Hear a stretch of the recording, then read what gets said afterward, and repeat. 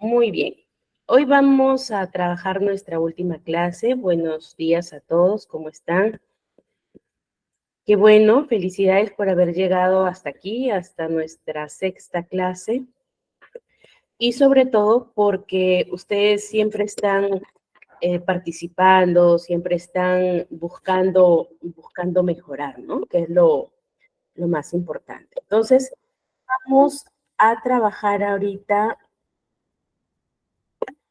lo que es la resolución de conflictos. Muy bien.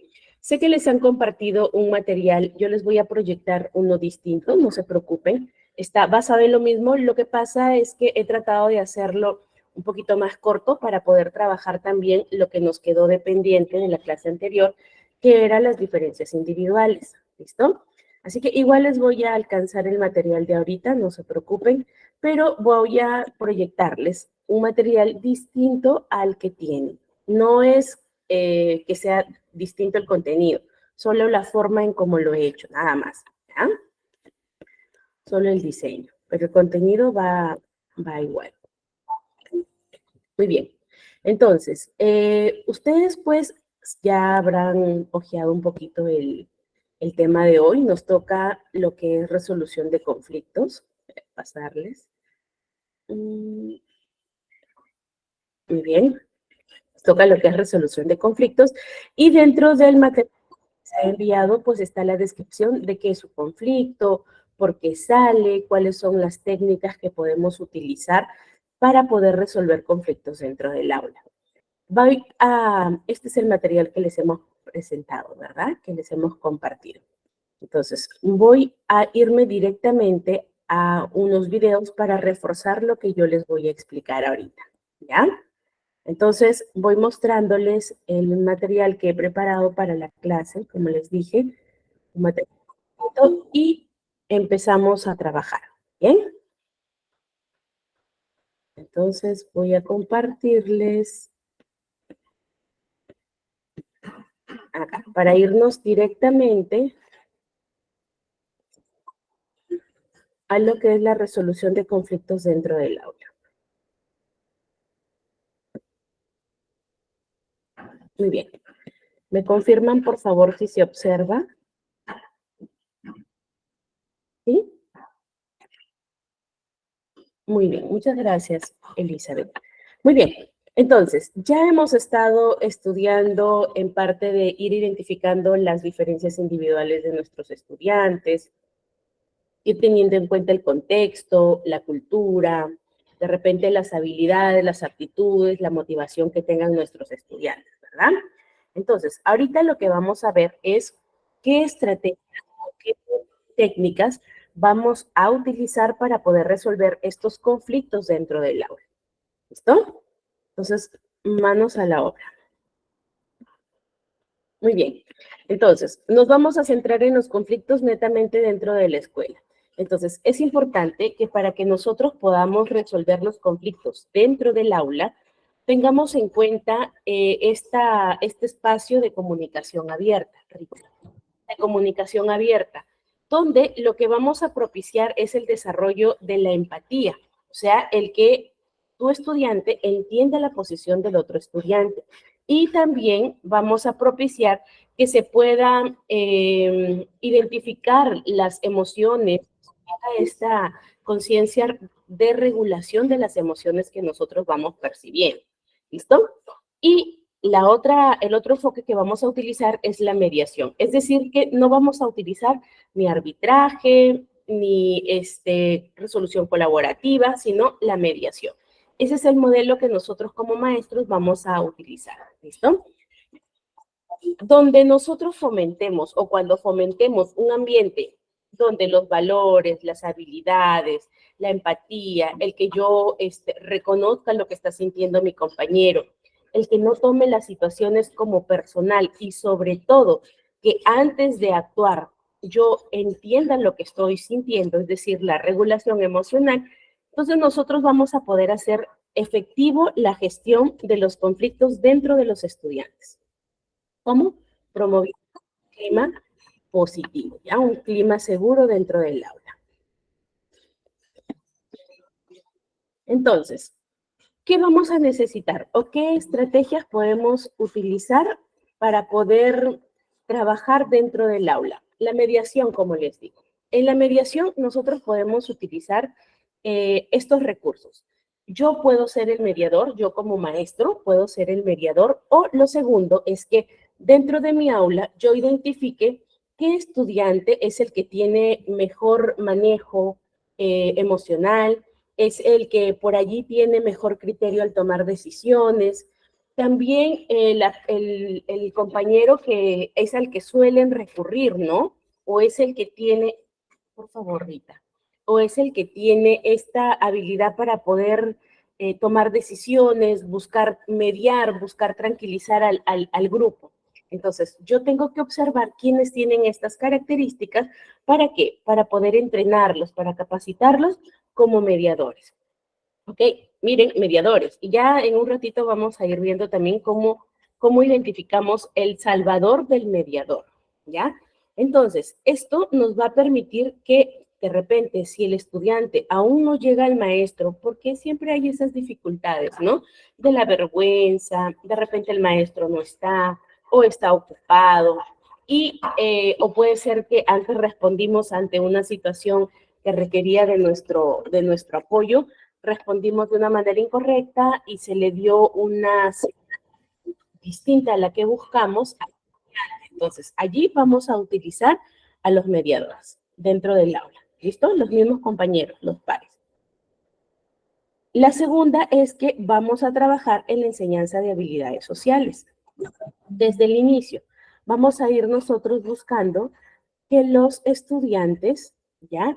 Vayan incorporando dentro de las clases que van teniendo estas habilidades comunicativas, habilidades de resolución de problemas y también la contención o manejo del estrés.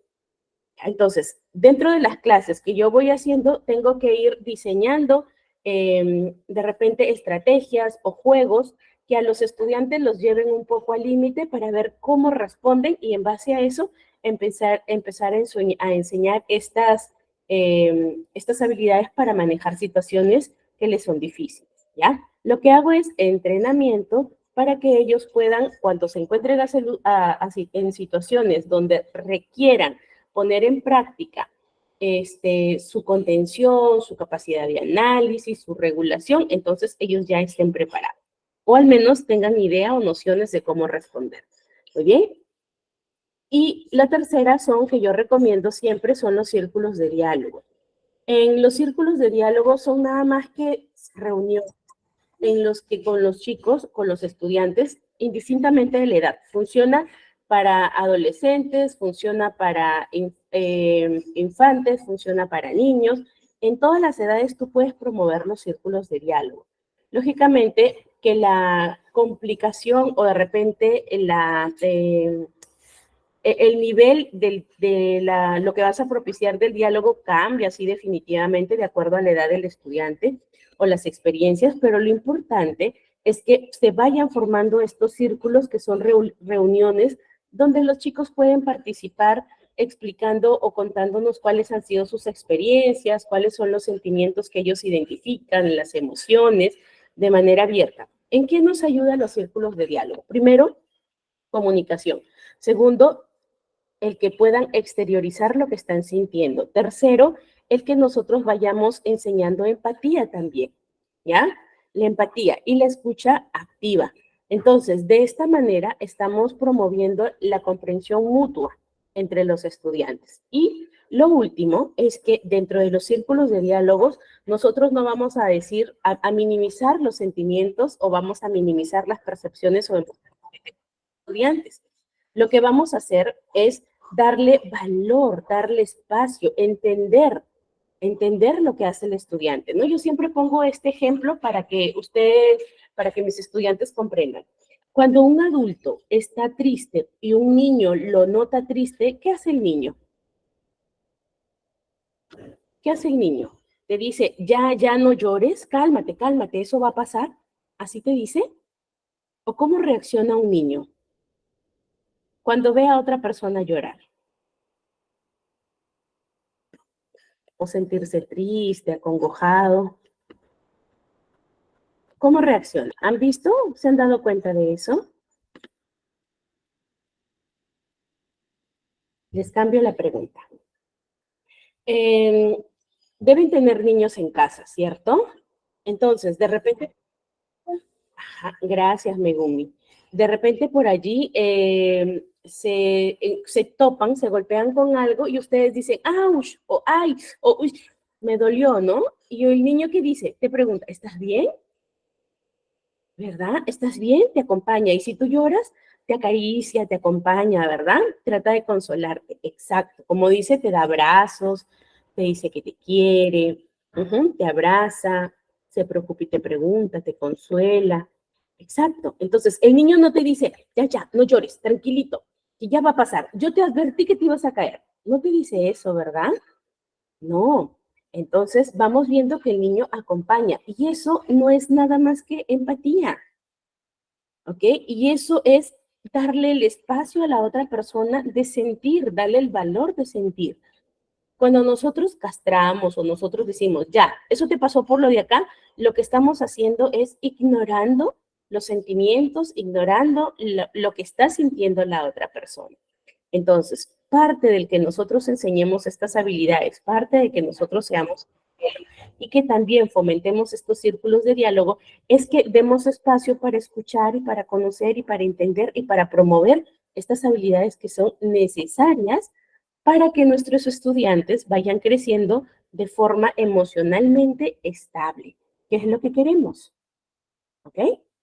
Puede ser el más inteligente, pero si es muy tímido, si es inseguro, si de repente le da pavor hacer alguna actividad solo, ¿compensa eso el que sea un capo en lo que hace? No, porque tiene que ir a la par, ¿verdad? Tiene que ir, el conocimiento tiene que ir en equilibrio con el desarrollo de las habilidades del estudiante. Que no digo que todos tengan que ser extrovertidos.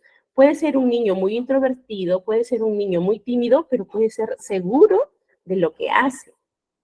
¿Ok? Y eso no va a indicar o no va a decir que él no va a tener habilidades emocionales, sí, solo que su carácter o su personalidad es todavía, está en formación todavía. Entonces, depende de lo que nosotros podamos darle en el ambiente o en el entorno para que vaya formando esa personalidad.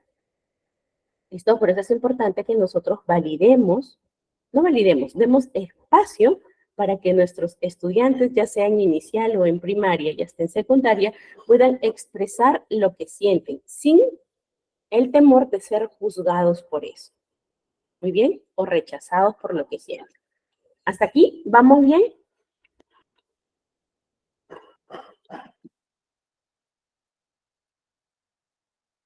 Bien.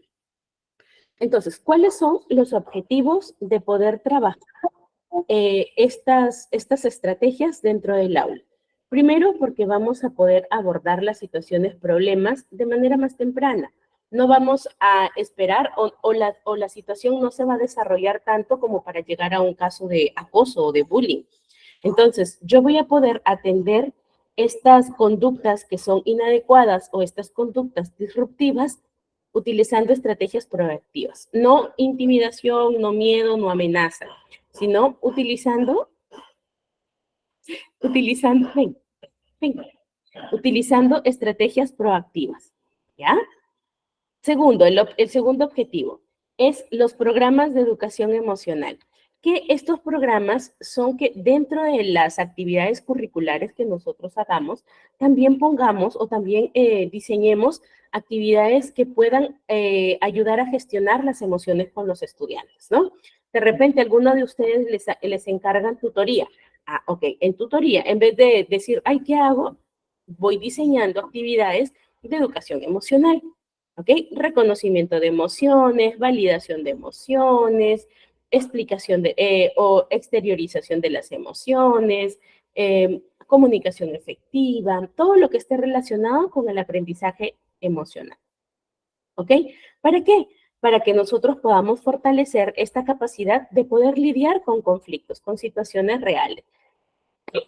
Perdón, el que nosotros vayamos indicando también a los chicos, por ejemplo, casos o ejercicios donde tal niño pasó esta situación y respondió de esa manera. Y nosotros pongamos en juicio, digamos, ¿creen ustedes que actuó bien o actuó de manera incorrecta esta persona, este niño? Y si crees que actuó de manera incorrecta, ¿cuál pudo haber sido la solución? Si tú estuvieras en su situación, ¿qué solución darías?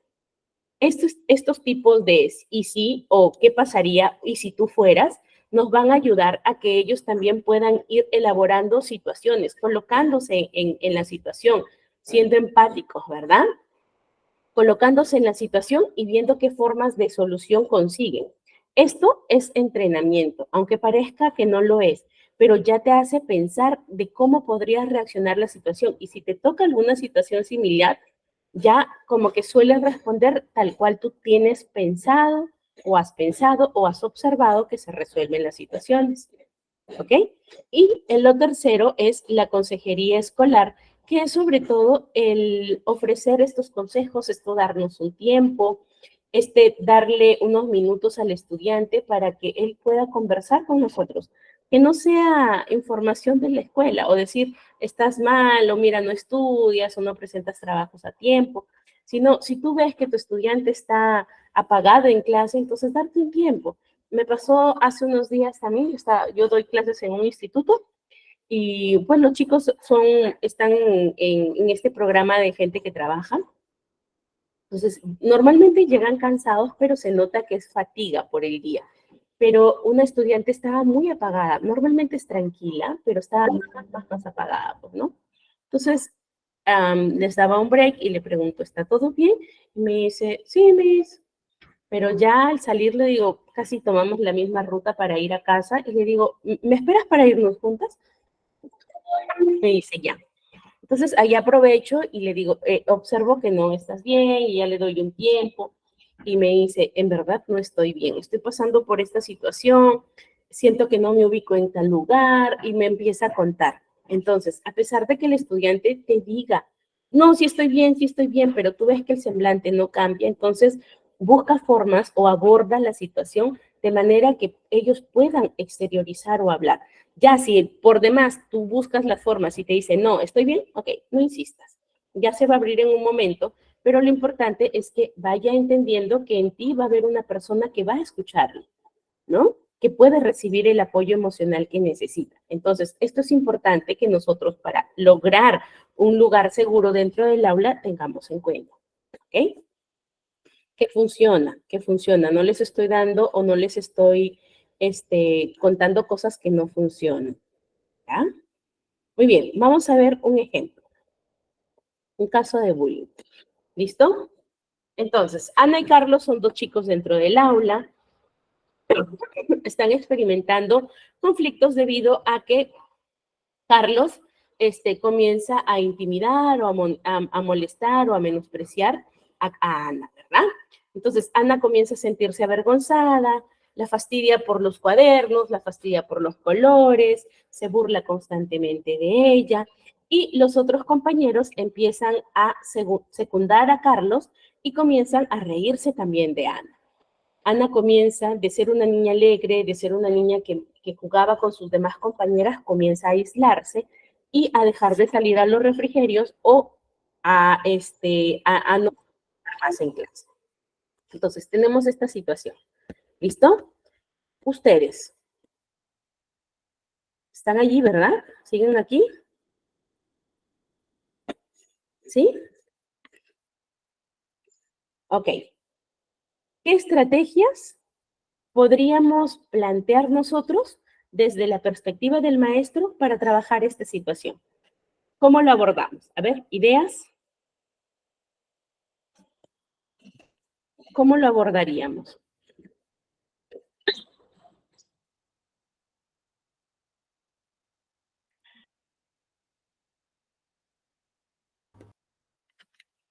Muy bien. A ver, ideas de cómo van a abordar la situación. ¿Qué harían?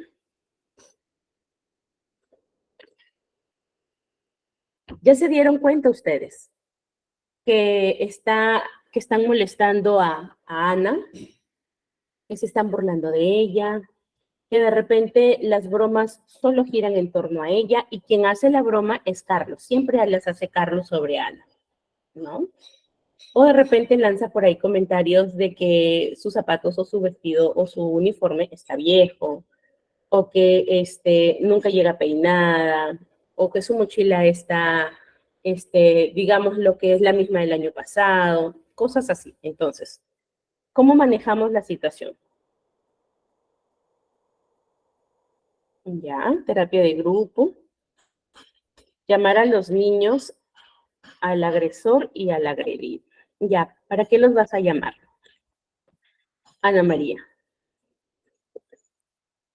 ¿Qué estrategias? Hasta ahí me dices qué es lo que podrías hacer, pero ¿qué estrategias harías? Juegos de integración, ya. ¿Qué más?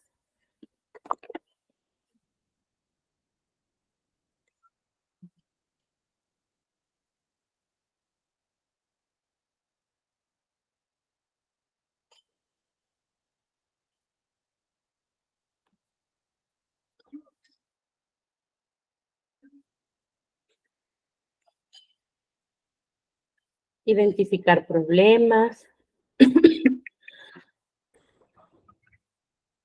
Ujú. Identificar problemas de Carlos, recordar normas de convivencia, juegos de integración. Muy bien, sí. Antes de, ustedes de repente obtuvieron la información porque se dieron cuenta de eso, lo notaron, entonces empezaron a observar, ¿verdad?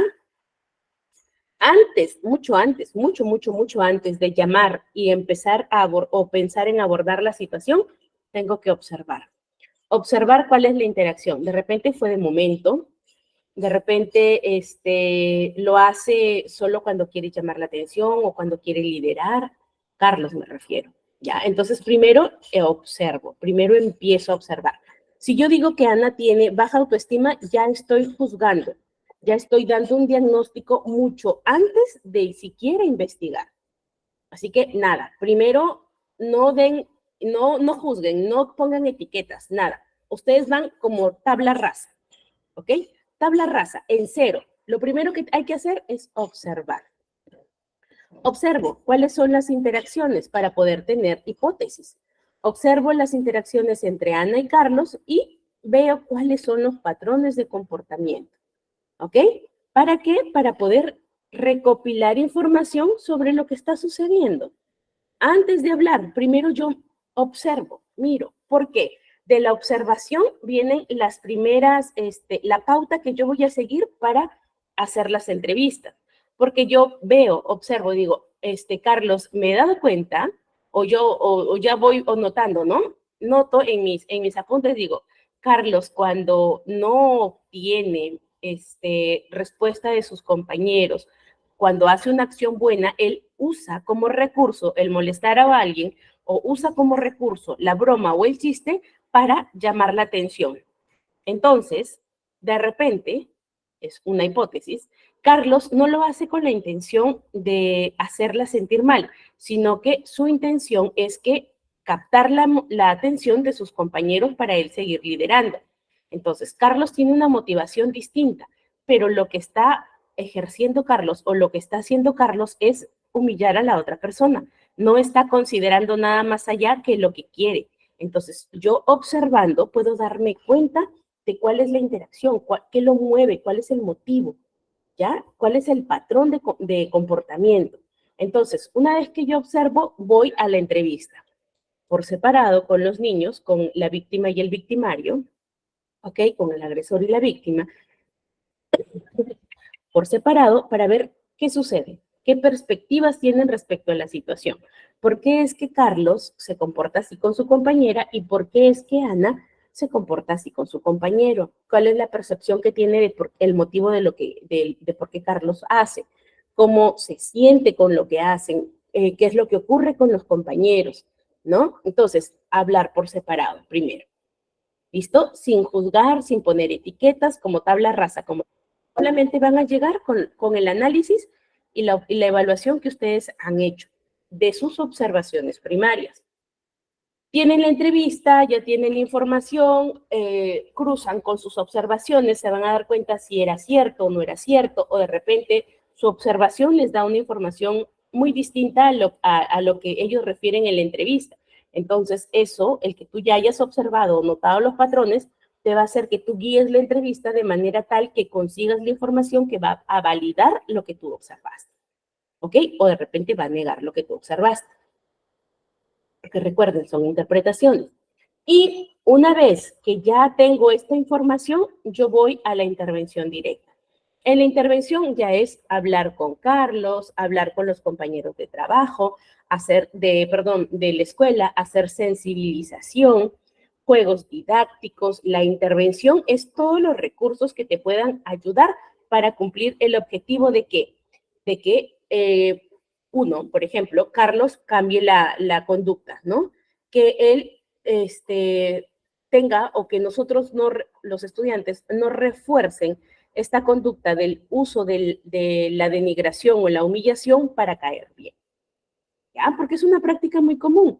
Los chicos se burlan de alguien para caer bien y los que lo refuerzan son los compañeros que lo ven como, oye, el bacán, ¿no? El bacano, el chistoso, el gracioso, el que siempre anda uniendo grupo, pero de manera inapropiada, ¿no?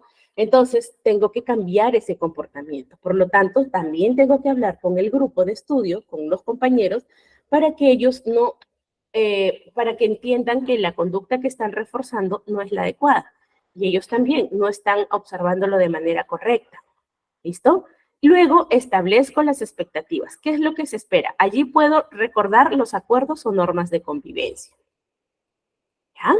Y después que ya trabajé la parte conductual, la parte recién voy a la parte de la sensibilización, que ustedes me dicen, ¿no? Hacerle ver, saber que cómo hace sentir a su compañero. Entonces, trabajo conducta y voy trabajando la parte ya de emocional, ¿no? ¿Qué es lo que pasa? Enseñándole empatía, identificando que estas conductas, si seguimos así, nos va a llevar por un camino que es el acoso o el hostigamiento. ¿Ok? Después de eso, que yo ya modifiqué esta situación, trabajo con Ana, previamente identificando si es que ha perdido la confianza en sí, a que vaya teniendo estrategias de afrontamiento también de situaciones conflictivas. Porque una cosa es que yo entrene a cómo cómo van a atender situaciones conflictivas que no son directamente relacionadas con uno. Pero si ya tiene que ver con la estima propia, con el autoconocimiento, con el valor que tienes de sí mismo o el autoconcepto, entonces ya tiene que ver con la autoestima. Pero no voy a decir tiene autoestima baja, la autoestima tiene 6 componentes, o sea, algo de la autoestima debe estar bajo. ¿Y qué baja? La exposición frecuente a estímulos que van haciendo que tú vayas teniendo estas ideas de que no eres bueno, de que si no tienes de repente cosas buenas, no vas a ser bien recibido en el aula, porque según el ejemplo, eso era lo que ocurría, ¿verdad? Entonces, eso es lo que debo ir manejando. Hay varias situaciones en las que tengo que contemplar un trabajo minucioso para atender esto. ¿El trabajo con uno puede impactar en los demás estudiantes? Sí, claro que sí. Porque no solamente en casos de acoso o de hostigamiento escolar, voy a trabajar solo con la víctima y con el agresor. Trabajo con todo, con los testigos también. Víctimas, testigos y agresores. ¿Listo? ¿Hasta aquí? ¿Vamos bien?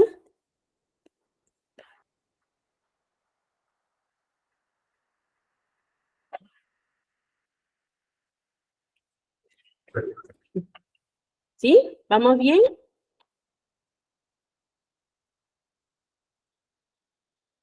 Ujú.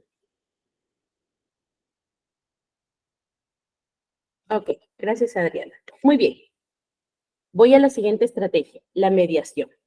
Entonces, la mediación es cuando yo busco a una tercera parte dentro del aula o de la escuela, una tercera parte para que pueda involucrarse en el conflicto. A veces, dependiendo de la gravedad también, nosotros no lo podemos manejar. Si el caso de hostigamiento es muy grave y tú como maestro no lo puedes manejar, tienes que sí o sí hacer que intervenga el psicólogo escolar de la escuela, ¿no? Tiene que intervenir el psicólogo escolar porque él es el que tiene incluso más estrategias, más conocimiento para poder abordar estas situaciones. Y es quien va a diseñar el programa de intervención, quien va a identificar cuáles son los reforzadores, cuál va a ser la conducta que vamos a modificar, cuál va a ser la frecuencia de intervención, incluso si es que se tiene que atender a los padres o también llamar a los padres para el trabajo de intervención. Entonces, es quien tiene que hacerlo. Siempre me preguntan, ¿el psicólogo escolar hace esto? Sí, es parte de su función como psicólogo escolar. Atender las situaciones de acoso o de hostigamiento. ¿Necesita ser grande así el acoso? No, esto es algo pequeñito, empieza con cosas tan pequeñas, pero tienen que trabajarse. ¿Qué es lo que pasa? Si imagínense, es manejo de grupo, no deberíamos aislar a los protagonistas, no, no se tiene por qué aislar, dependiendo de del enfoque también. En mi caso, yo no aíslo al agresor, no lo aíslo, porque si no también lo pones en este rol de agresor, o sea, todos lo ponen como agresor. La idea es que él vaya desensibilizándose de esos reforzadores que estaban fortaleciendo la conducta inadecuada, ¿no? Por ejemplo, les voy a poner este ejemplo para que lo entiendan. Eh, Pongamos, Carlos humilla a Ana y le dice, Ana, hueles a niño de la calle, ¿no? Y Ana se queda así como que, pero yo no huelo así, no, sí hueles así, y todos se ríen. Y le dice, Ana, niña de la calle, ¿no? Supongamos. De verdad que se dicen cosas peores. Entonces, basta con que alguien del grupo rechace la conducta de Carlos y va a romper el círculo, va a romper el camino en ese momento. Entonces, de repente por ahí está María y le dice, Carlos, ¿cómo te atreves a decirle eso a tu compañera? No se hable de esa forma. Entonces, que lo reprenda. Y en vez de que los demás se rían, o sea, los llamas, los mueves, ¿no? Le dices, oye, sí, ¿no? Ya no le siguen la broma o la intención de Carlos. Entonces, Carlos puede ser que se baje o puede ser que insista con otro tipo de burla, ¿ok? Puede ser que lo haga, pero si la reprimenda o llamada de atención que le hacen a él lo mueve y dice, ok, ya sí, sí Ana, discúlpame, no era mi intención decirte así, entonces ya hay alguien que rompe la burla, rompe la forma en cómo se están hablando, ¿ok? Entonces, eso es algo de lo que yo puedo utilizar también, por ejemplo, a los mediadores dentro del aula.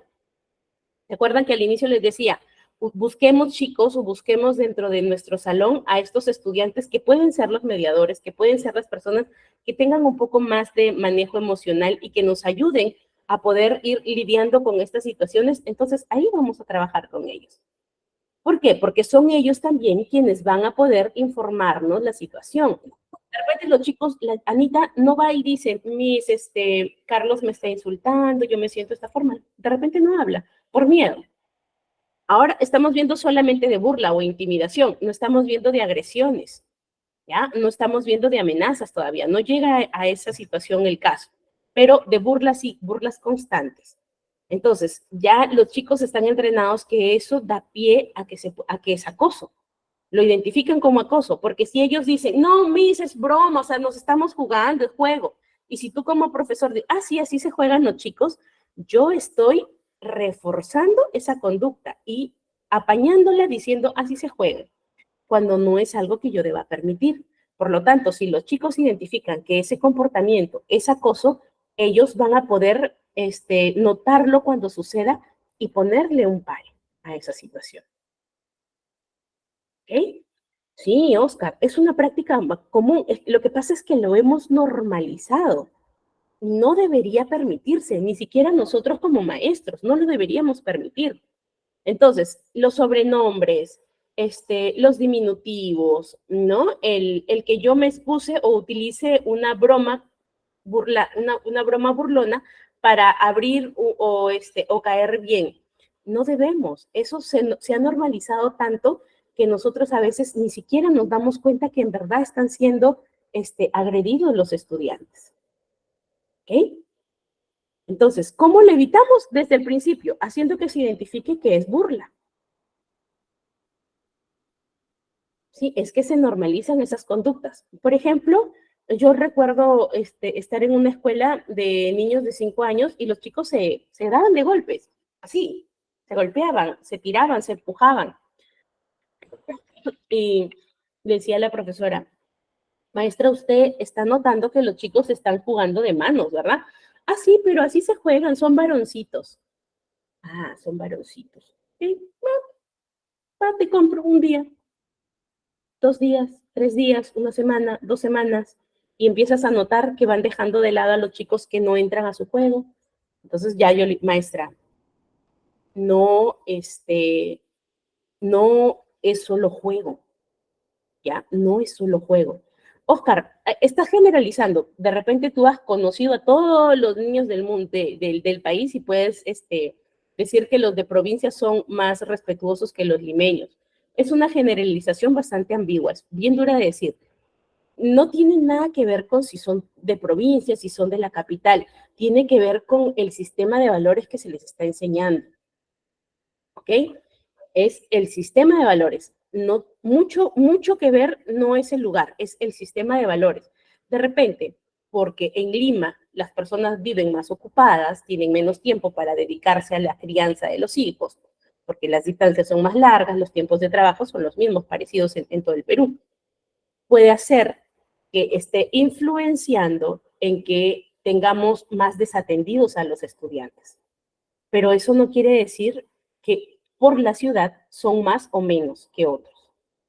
¿Ya? Entonces, yo creo eso, al menos desde mi posición. Ahí sí discrepo contigo en la ciudad, pero de que sí notamos que la burla se usa como cosa normal, sí, ahí sí coincidimos.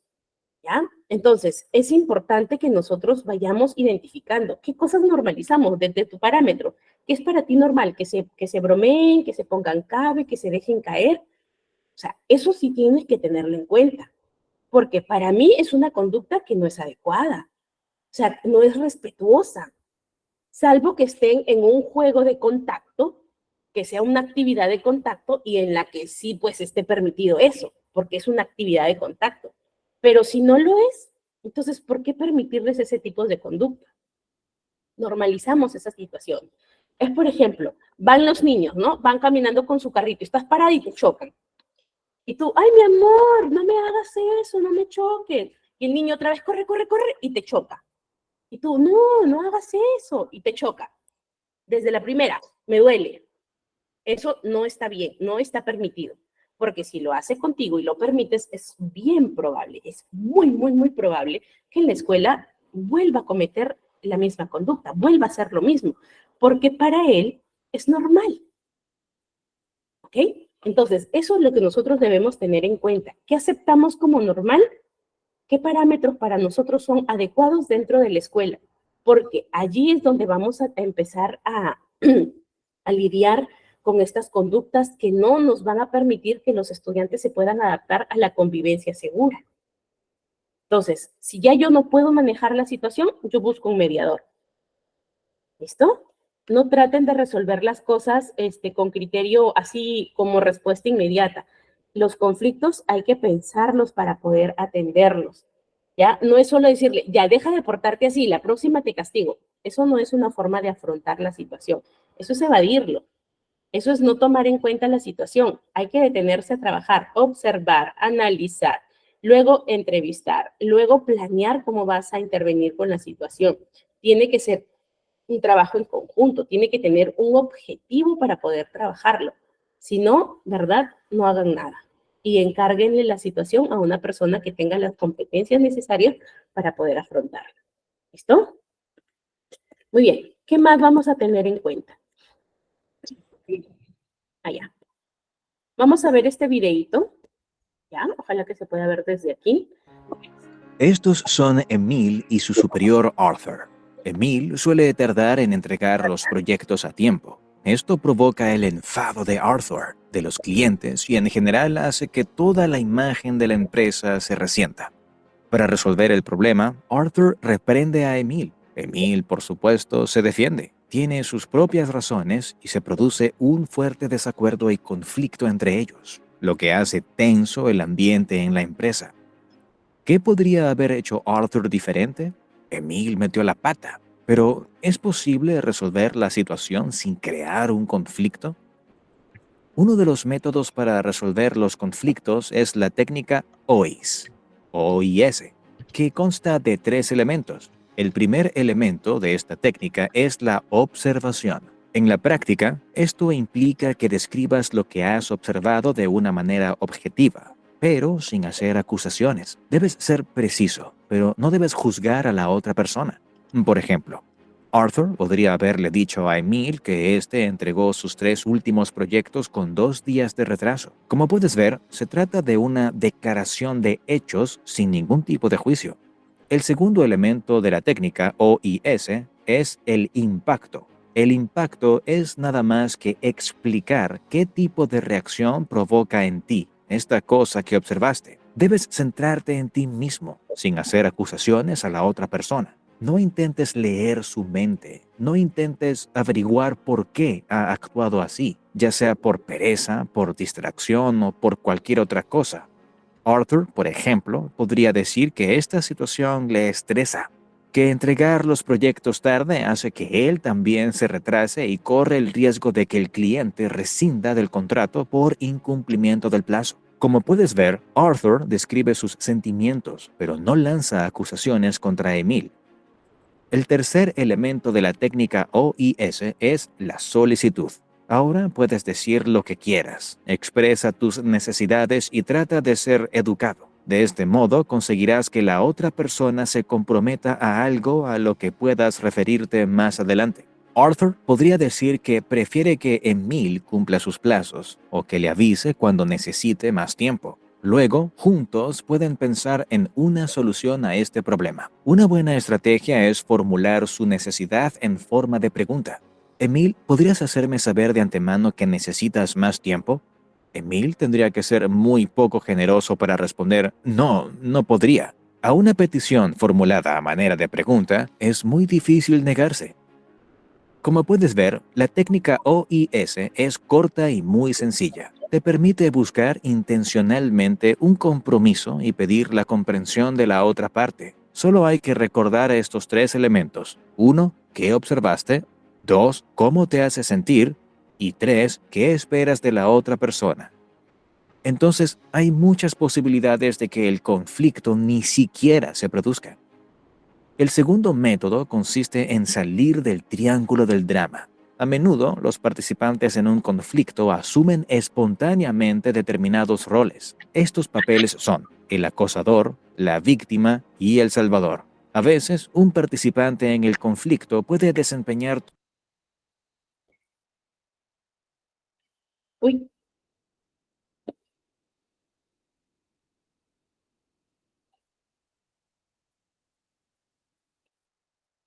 ¿qué pasó?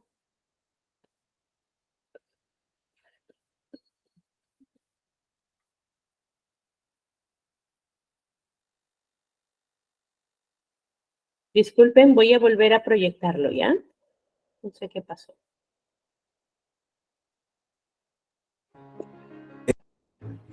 Entonces, hay muchas posibilidades de que el acosador, la víctima, produzca. El segundo método consiste en salir del triángulo del drama. A menudo, los participantes en un conflicto asumen espontáneamente determinados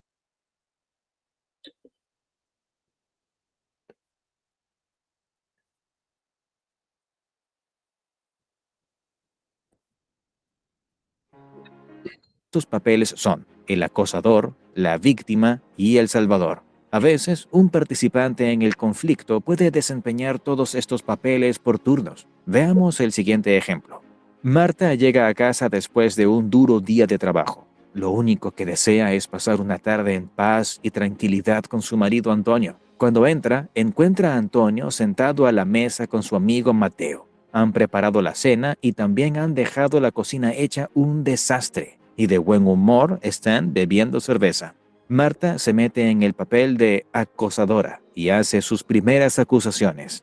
Antonio no se siente culpable y asume el papel de víctima. Esto lleva a un conflicto. Antonio pasa de ser la víctima a ser el acosador y Marta empieza a hacerse la víctima. Mateo se une a la discusión tratando de alivianar la situación y asumiendo el papel de salvador. Sin embargo, la mediación fracasa y Marta vuelve a ser la acosadora. Ahora Mateo es la víctima y Antonio juega el papel de su salvador. Al mismo tiempo se convierte en el acosador de Marta. El conflicto está en punto muerto. A cada ataque le sigue un contraataque. En este punto muerto, los participantes ya no se preocupan por encontrar una solución, sino por imponer sus reglas y ganar poder. Ninguno de los papeles es mejor que los demás, aunque solo el término acosador tiene una connotación negativa. La víctima, al fin y al cabo, suele ser manipuladora, inductora de la culpa, se lamenta y se queja, mientras que el salvador a menudo es parcial y se entromete sin ser invitado. Cuando te encuentras en una situación similar, intenta determinar qué papel desempeñas en ese momento. Si eres la víctima, hazte responsable de la situación y de tus sentimientos. Deja de quejarte y de hacer sentir culpables a los demás. Si tú eres el acosador, deja de saltar, culpar y hacer acusaciones. Practica la crítica amable y constructiva. Si eres el salvador, no seas parcial, no defiendas a la víctima, pero trabaja con otros para encontrar una solución al problema. Mejor aún, deja la resolución del conflicto a los responsables del mismo. De este modo, dejarás el papel de acosador, víctima o salvador y entrarás en el papel de creador. El creador asume la responsabilidad y toma decisiones. El papel de creador te libera de la red de dependencia en la que están atrapadas las personas implicadas en el triángulo dramático. Seguro que en tu vida has conocido a una persona a la que admiras por su capacidad de encontrar su camino en cualquier situación. No se deja llevar por sus emociones, desprende calma, sabe comunicarse con respeto y no se deja manipular. Al practicar el arte de resolver los conflictos, también puedes ser una de estas personas y convertirte en una inspiración para los demás. Los dos métodos que he comentado fueron descritos en un libro alemán por Simon von Berlepsch. Comparte en los comentarios qué te pareció o si has tenido últimamente un conflicto que pudiste resolver. Nos vemos en el próximo resumen.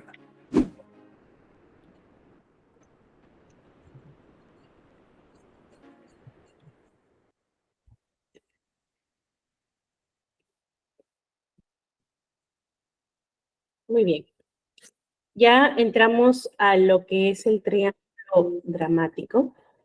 Yo les comparto de aquí la presentación, no se preocupen, ¿ya? Ahora, ya se dieron cuenta del triángulo dramático y de otra estrategia adicional que podemos utilizar. Miren, estas estrategias no solamente nos van a servir para el trabajo en aula, nos sirve también para el trabajo que tengamos que hacer nosotros en casa, con nuestros compañeros de trabajo. Cuando yo tengo esta predisposición de mirar o de afrontar la situación de distinta manera a lo que lo vengo haciendo, ya desde allí yo tengo el 50% del trabajo hecho para poder solucionar los conflictos. ¿Ok? Entonces, vamos rapidito mirando desde la perspectiva del alumno, cómo es que abordaríamos estas cosas, estos casos de conflicto. Muy bien. Primero, comunicación abierta. Entonces, desde el alumno, ¿qué vamos a buscar fomentar? Que Ana exprese sus sentimientos a Carlos, ¿no? Que le diga cómo se siente, que la forma en cómo él habla de ella la molesta. Entonces, perdón, Carlos puede tener la oportunidad de explicar sus acciones antes de llegar a la situación de la intervención, ¿no? Desde la perspectiva de los muchachos. Otro es que busque el apoyo de los compañeros. Como le digo, buscar alianzas dentro de, mira, Carlos me está molestando de esta forma, al mediador. Y estos compañeros pueden mostrarle apoyo a Ana, solidarizándose o buscando promover un ambiente que sea mucho más sano, ¿no? Entonces, pueden hablarle a Carlos que esa forma no es correcta o pueden ellos identificar que está acosando y le decir, ya no te vamos a seguir las bromas. Entonces, eso va a ayudar a que se mejoren las interacciones. Entre los mismos estudiantes van a hacerlo. Lo tercero es las actividades en conjunto. Entonces, si vemos que la relación entre Carlos y Ana ya va un poco desquebrajándose, entonces hablamos con ellos y les pedimos o les vamos a decir para que ustedes se conozcan, van a hacer actividades juntos. Pueden hacer trabajos juntos, proyectos juntos. Por ahí leía, ¿no? El baile. Ok, vamos a hacer actividades de baile, de desahogarnos un poco, de descargar energía dentro del aula, pero en parejas. Y los emparejo, ¿no? Para que se vayan conociendo. Pero previo a esto, la comunicación abierta. Previo a esto, que los compañeros también apoyen. Y lo cuarto sería el refuerzo de las normas escolares. Entonces, nuevamente, hacer un reforzador o hacer una revisión de cuáles son las normas dentro de la escuela. Recuerden, normas y reglas no hay forma de que se puedan negociar. ¿Ya? Los acuerdos son buenos, hay que llegar a acuerdos con los estudiantes, pero hay cosas que no va a haber negociación, perdón. Entonces, esas normas, esas leyes, esas reglas que no tienen negociación, es importante que las interioricen y que no solo interioricen la norma, sino también la consecuencia de infringir la norma, porque para eso está. ¿Listo? Entonces, estas son las estrategias que podríamos utilizar o fomentar dentro del aula antes de la intervención de un mediador o del mismo maestro. ¿Listo?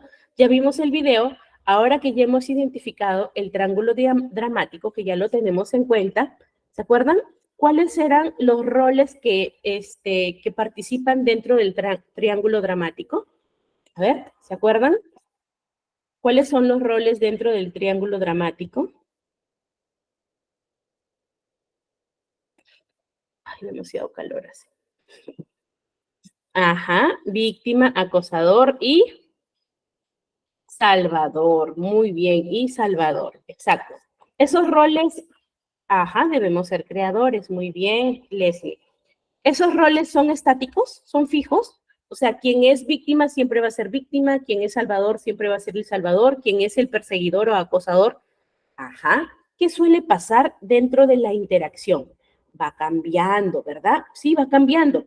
Y esto es lo complicado dentro de la interacción. Es que yo puedo ser la víctima y al instante puedo ser el quien acosa o el perseguidor, o puedo ser quien está tratando de salvar la situación. Ajá, y es un triángulo vicioso, sí. En realidad es un triángulo dramático, es un triángulo donde estos roles van a ir cambiando. Entonces, ¿qué es lo primero que debemos hacer? Identificar bajo qué rol estamos. ¿Listo? Profesora, licenciada, ¿esto le podemos decir a los chicos? Claro, claro que les podemos decir a los chicos. Lo tienen que saber y reconozcan en qué rol están. ¿Ya? Hemos puesto en el video, bueno, hay un ejemplo de una relación en pareja y cómo es que siempre decimos, ¿no? Si discusión entre dos, el tercero sale sobrado, no sé cómo es el dicho, yo soy muy mala con los dichos, pero el tercero siempre es el mal tercio, ¿cierto? Entonces, no lo puedo utilizar en educación inicial. No de esta forma, pero sí lo podemos ir enseñando, ¿ok? La estrategia se puede utilizar así con estos nombres desde cuando los chicos ya tienen mayor entendimiento, 6 años, 7 años, ¿no? Que ellos identifiquen bajo qué rol están. ¿Por qué? Porque identificando bajo el rol van a poder tener mejor opción de poder buscar formas cómo romper este triángulo, ¿ok? ¿Cómo romperlo? Entonces, vamos viendo ahorita. Ay. ¿Cuáles son las características de un perseguidor? Siempre va a estar en posición crítica o acusatoria, ¿verdad? Es el que inicia el conflicto. El que critica, el que acusa, el que intimida, el que señala, el que culpa a otros. En la dinámica se le conoce como el agresor, ¿verdad? La víctima, ¿quién va a ser? La persona que está siendo acusada, ¿no? Quien se siente indefensa, quien de repente siente algo de impotencia, que no puede salvar la situación por sí misma. Entonces, en la dinámica se le conoce como la afectada. ¿Y quién es el salvador? El salvador se va a identificar con la víctima o con el perseguidor.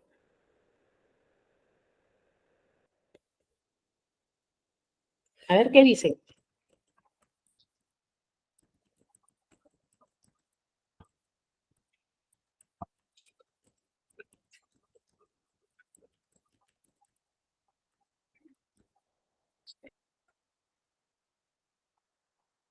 Ajá, se identifica siempre con la víctima.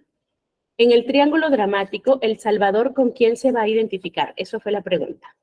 Siempre con la víctima, ¿verdad? Siempre se va a identificar con la víctima. Entonces, el salvador, en vez de entrar a tallar como salvador, debe entrar a tallar como creador. Ajá, ser imparcial es difícil, ¿no?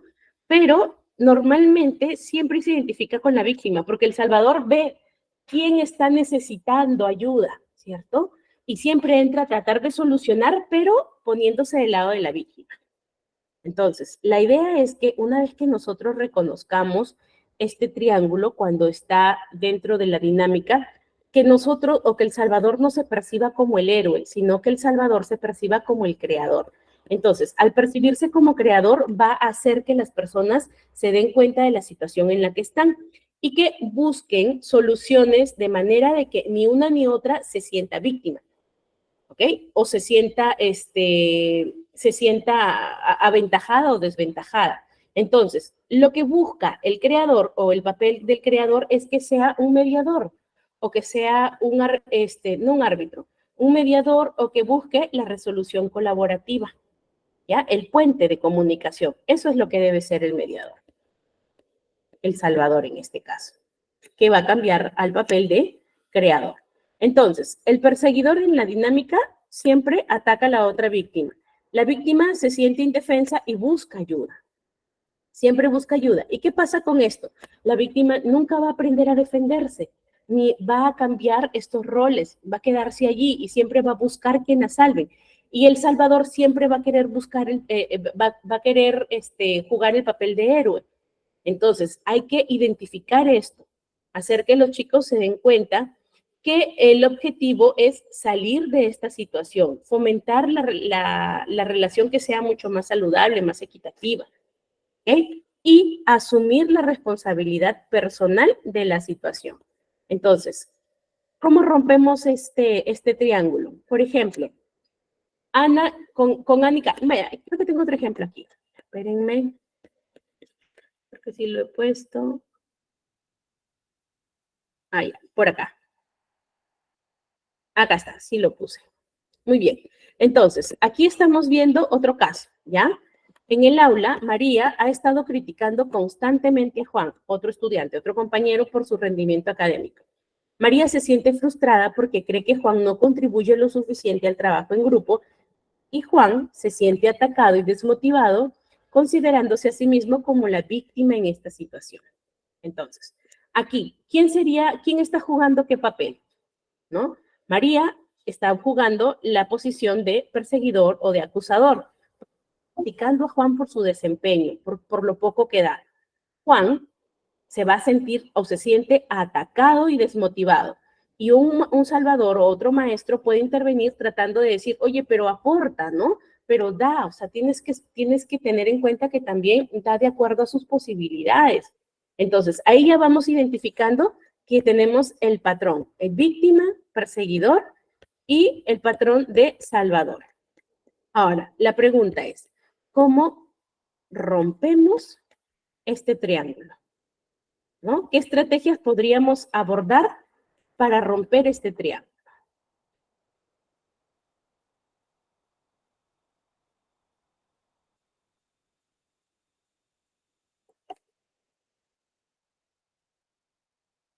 Sería hablar directamente con los dos. El maestro, en vez de entrar como salvador o un compañero diciéndole, ¿no? Que no asuman los roles de víctima o de perseguidor. Entonces, van a trabajar para que puedan hablar acerca del aporte que está dando.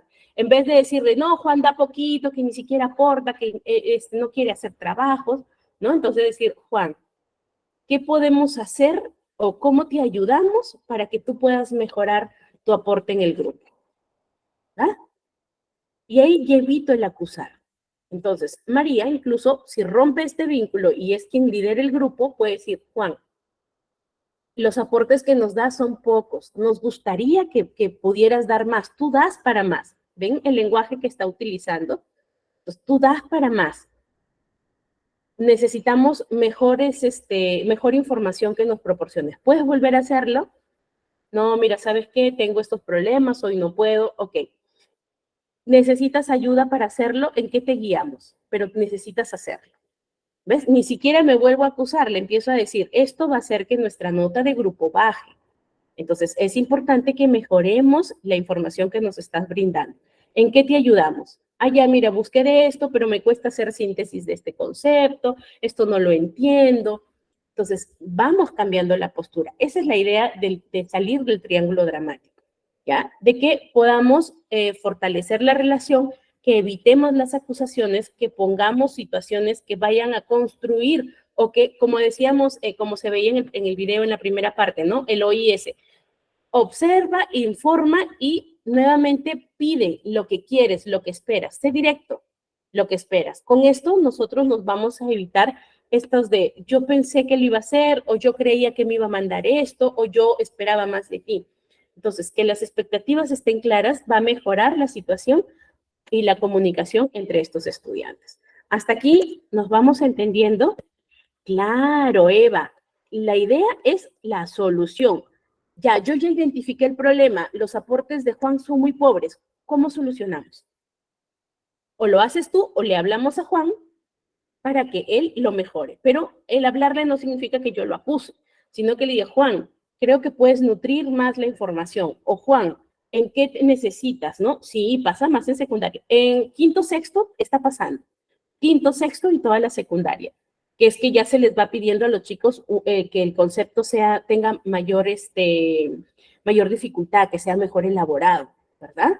Entonces, nos suele pasar hasta cuarto como que le pasamos por agüita caliente las cosas, no exigimos mucho la redacción, pero quinto, sexto y toda la secundaria hay más exigencia con el estudiante. ¿Ah? Entonces, ya también se les pide más porque los chicos ya tienen mayor capacidad. Según Piaget, ya a los 11 años, ellos están en la etapa de operaciones concretas, ya salieron de esa etapa y ya ellos pueden tener un pensamiento más crítico, ya están preparados para eso. ¿Listo? Muy bien. ¿Hasta aquí nos entendimos? ¿Sí? Perfecto. Entonces, vamos a ver cómo aplicamos estos conceptos de resolución de conflictos en la escuela. Muy bien. Primero, acuérdense, identifiquen los roles, identifiquen cuándo, que los chicos aprendan a identificar cuándo estamos en estos roles, no solo los estudiantes, también los maestros o los auxiliares. Cuándo caemos en este rol de perseguidor, de víctima o de salvador en una situación. Hay que buscar la comunicación directa. Entonces, ayudamos a que los chicos puedan asumir la responsabilidad de sus acciones y que adopten este rol de creador. ¿Qué podemos hacer para mejorar? ¿Cómo lo solucionamos? En vez de estar en la queja. Y si ustedes, ahora que ya conocen del triángulo dramático, se van a dar cuenta que muchas de las personas se comunican de esta forma, en la queja, en la queja, en la queja, y se quejan y se quejan y se recontraquejan y nunca salen de allí. ¿Verdad? Se van a dar cuenta. Siempre se quejan. Ay, pero todo está caro, otra vez piden plata en la escuela y los niños van con la misma forma de cómo afrontar la situación y no salimos de la queja. Entonces, el que nosotros promovamos esta comunicación directa con este enfoque de solucionar, de dar, de mejorar, entonces vamos a abrirle la perspectiva al estudiante. ¿Ya? Fomentar la responsabilidad personal, a que asumamos cuáles son las consecuencias de nuestras acciones, asumir la responsabilidad y buscar soluciones. En vez de quedarme en este rol de, ay, siempre se burlan de mí, ¿por qué me dirán así? Yo soy el pobrecito. Ok, vamos, asume. ¿Por qué es que se burlan de ti? ¿Por qué es que te dicen de esta forma? Porque tampoco estás aprendiendo a defenderte. Entonces, asume que parte del problema es porque no sabes cómo defenderte o no sabes cómo afrontar la situación. Entonces, ¿qué soluciones planteas? ¿O qué podemos hacer? Aprender a defenderme. Ok, aprendamos a defendernos. No de golpes, sino de palabras o de afrontamiento. ¿Ya? Entonces, también que yo identifique que la otra persona está acostumbrada a que la defiendan o que siempre le solucione. Entonces, también es una forma de romper con el triángulo dramático. Desarrollar habilidades efectivas para resolver conflictos, ¿ya? Manejo del estrés, regulación emocional, comunicación efectiva, tolerancia a los cambios, adaptabilidad, flexibilidad.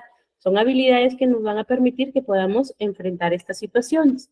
Y siempre tener la mente abierta. Una mente abierta va a servir para poder afrontar estas situaciones, pero una mente cerrada, una mente que dice, no, no, las cosas son así y así son, así soy yo y así me tienen que querer. Esa mente cerrada evita que podamos afrontar las situaciones y solucionarlas. Entonces, eso también, tú siempre con lo mismo, siempre, tú eres el problemático, eres el fastidioso, o viene el chico y dice, profesora, Mateo me molestó, Mateo, otra vez, ni siquiera dejas de hablar, ni escuchas, otra vez con lo mismo, tú siempre, ya, a dirección. ¿Okay? Entonces, estamos con mente cerrada. Si no escuchamos, si no tenemos tiempo, si no prestamos atención, si no cambiamos de perspectiva, no vamos a poder ayudar a afrontar estas situaciones a nuestros estudiantes.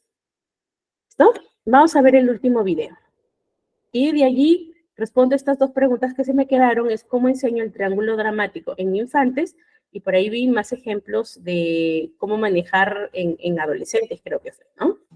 Marta y Lucas se han enfadado. Su maestra les pidió que trabajasen en pareja para realizar las tareas, pero no se han puesto de acuerdo, han discutido y ya no quieren trabajar juntos. El conflicto forma parte de la vida, de la existencia y de la convivencia. Solemos asociar la palabra conflicto con violencia, problemas, pelea o enfado, pero no nos damos cuenta que el conflicto en sí es una oportunidad para poder llegar a un acuerdo y por lo tanto fortalecer nuestra relación con el otro. En el siguiente vídeo vamos a ver cómo debemos actuar frente a los conflictos que nos podemos encontrar en nuestras aulas y veremos la forma de crear alternativas de solución pacífica y equitativa con el objetivo de mejorar la convivencia y el bienestar en nuestras clases. Además, si te quedas hasta el final del vídeo, te explicaré las claves para resolver los conflictos de manera genuina e innovadora.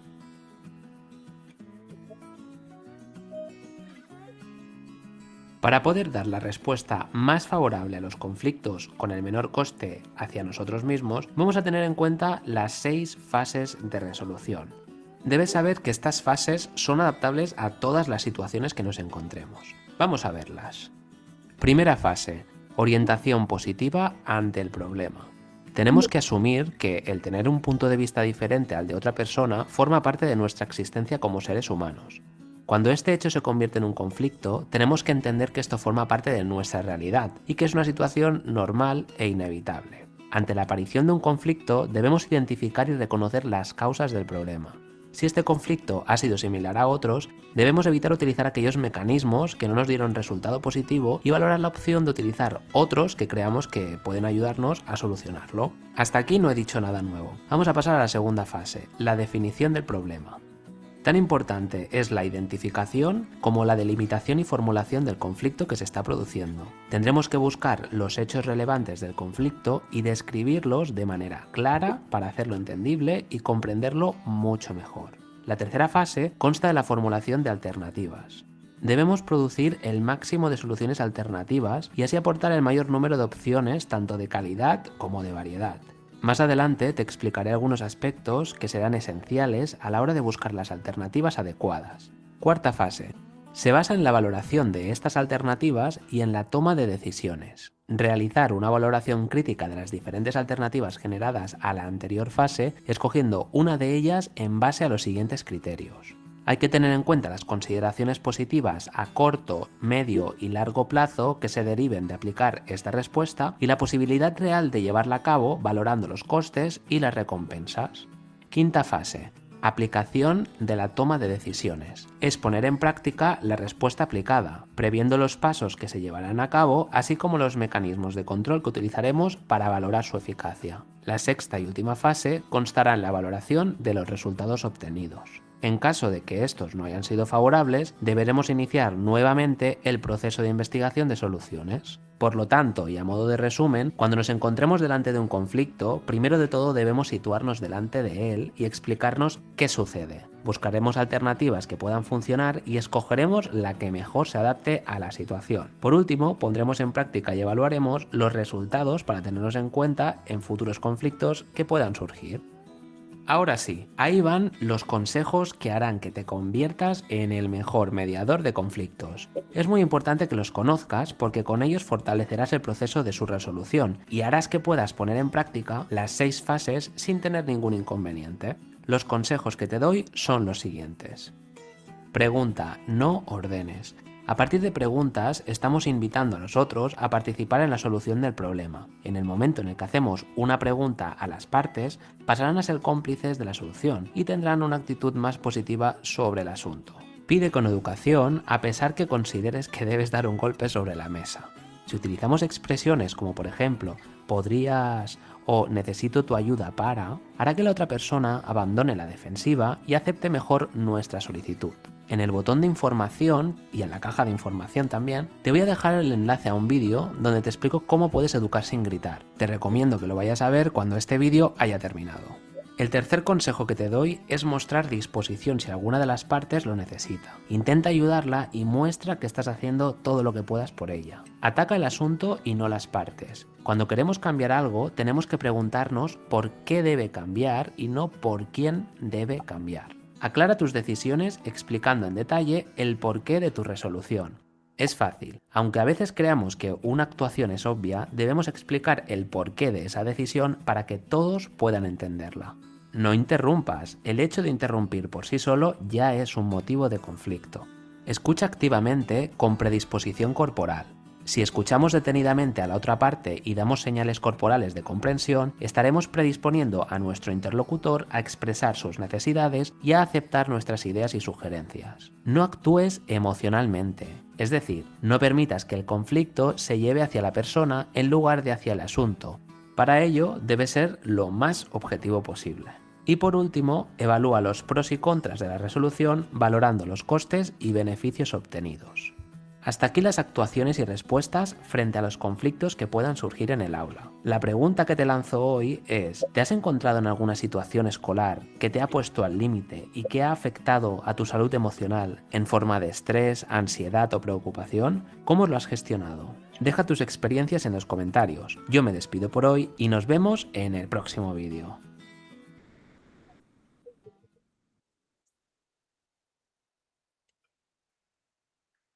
¿Ok?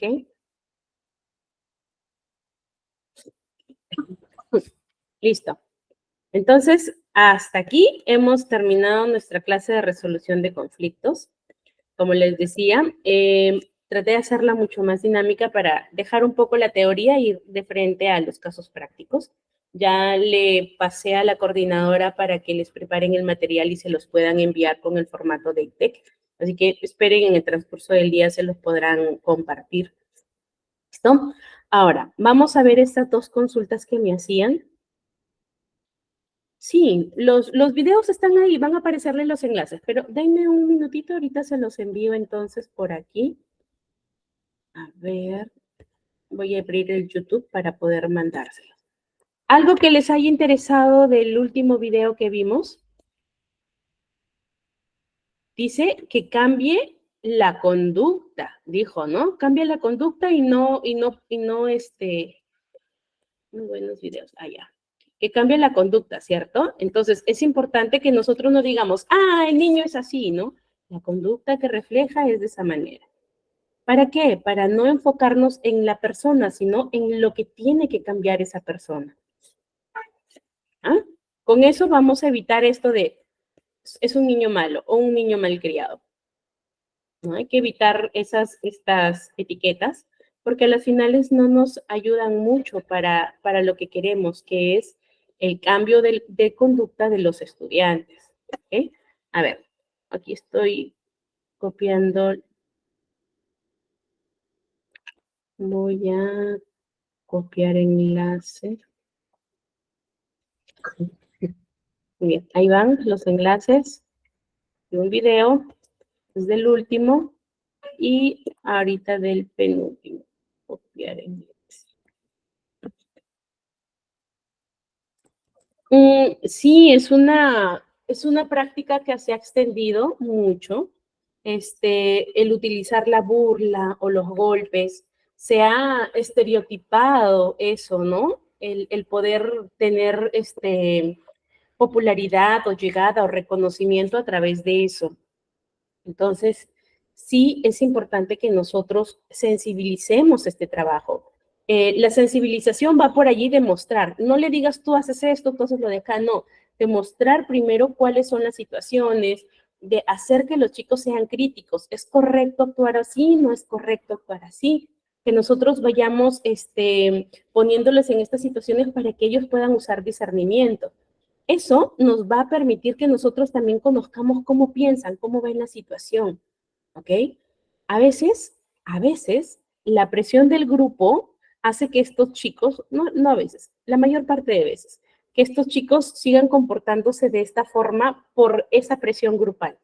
Pero si nosotros le quitamos importancia a la presión grupal y potenciamos la capacidad de discernir de cada estudiante, entonces ya no va a importar lo que el resto quiera, sino lo que yo quiero, lo que yo creo que es correcto o incorrecto.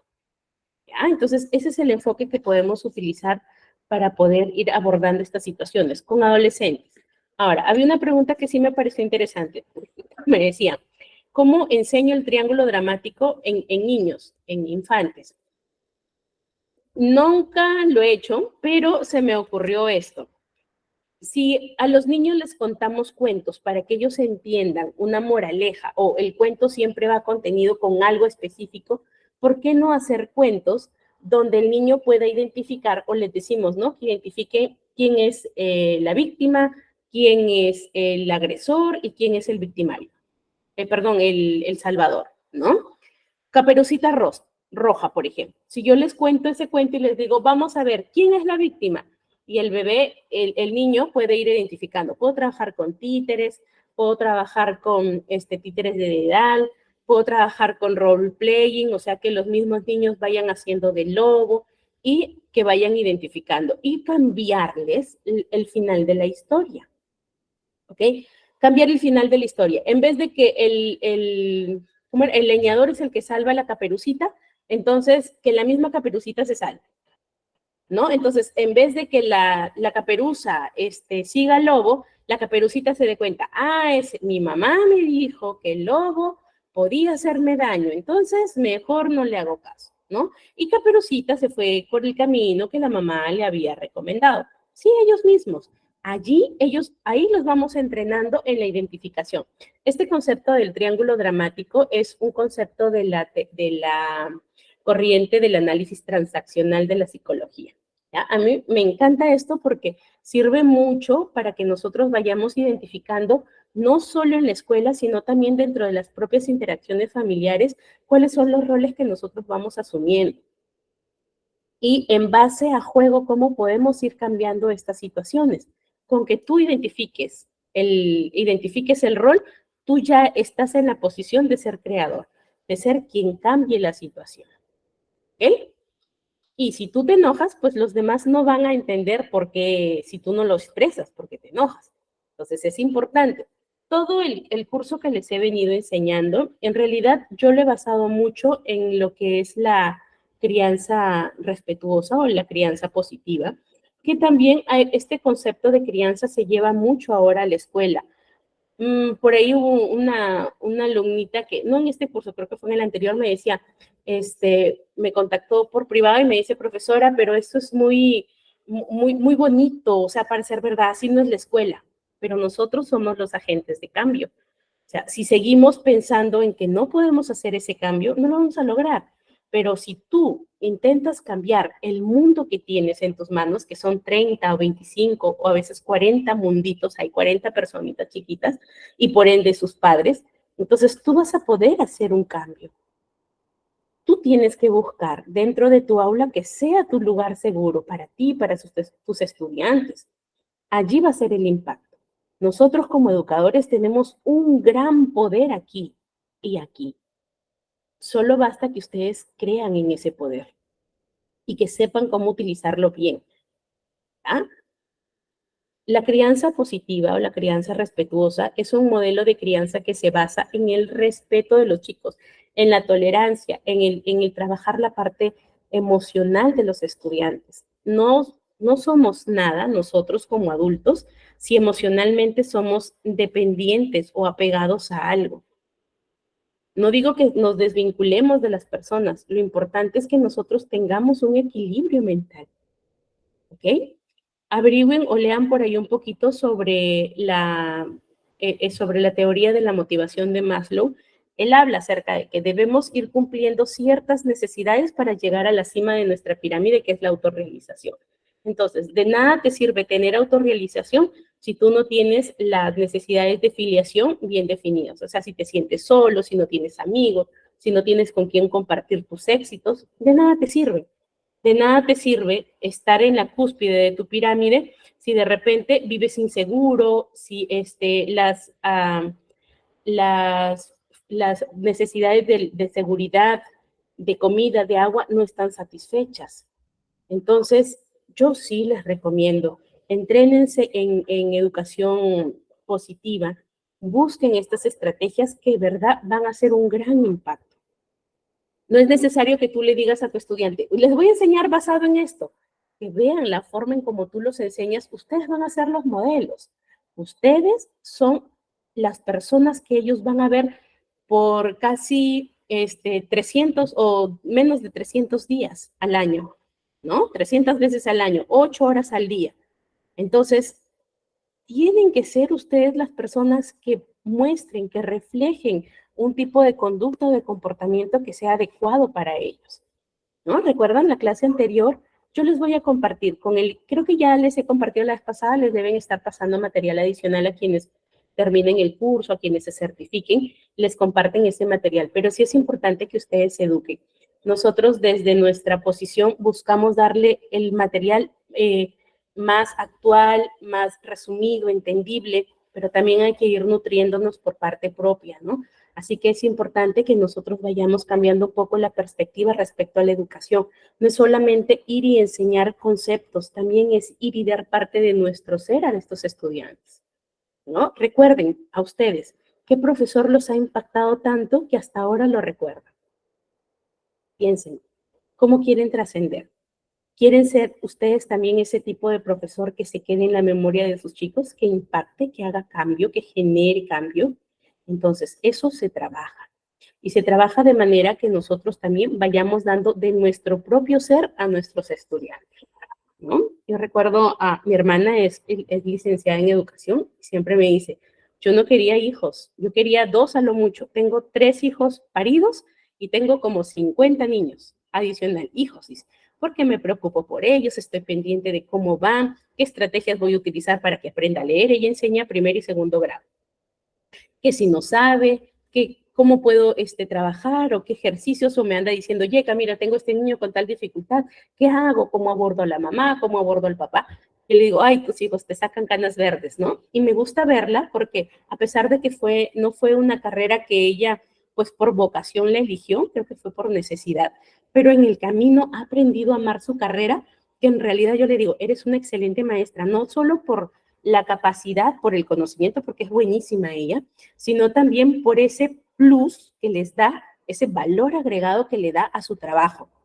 Y aunque sea así muy disciplinada y muy exigente, ella les da esa parte comunicativa que hace que los chicos la quieran asumir, que se interesen en las clases, que se esfuercen por estudiar, ¿no? Y a los papás también los mantiene allí para que puedan ayudarle con la educación de los niños. Entonces, eso es lo importante, que nosotros como educadores sepamos no solo manejar a los chicos en aula, sino también llegar con los padres. No busquemos pleito con los padres, busquen soluciones con los padres, involúcrenlos en la situación. Acuérdense, triángulo dramático, acuérdense, papel de creador es lo que nosotros debemos ir teniendo. ¿Muy bien? Ahora sí, si alguno de ustedes quiere dar algunas palabras finales para irnos despidiendo, excelente. Tienen micro abierto. Y si no, ya nos despedimos.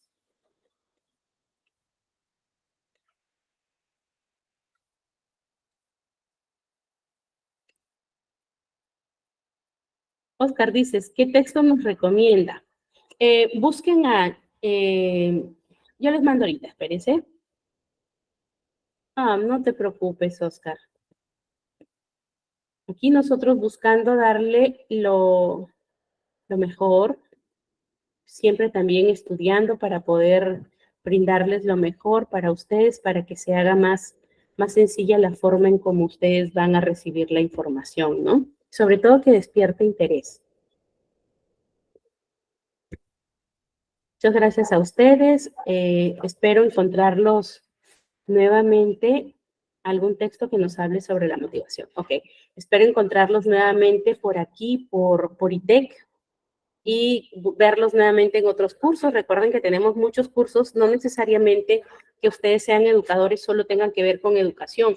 Hay bastantes herramientas que les van a servir y que sobre todo, mientras más conocimiento tengamos, mayor oportunidad de poder hacer el trabajo mejor tenemos. ¿Listo? Que tengan buen fin de semana, cuídense mucho. Los dejo con Elizabeth para que nos dé los últimos alcances.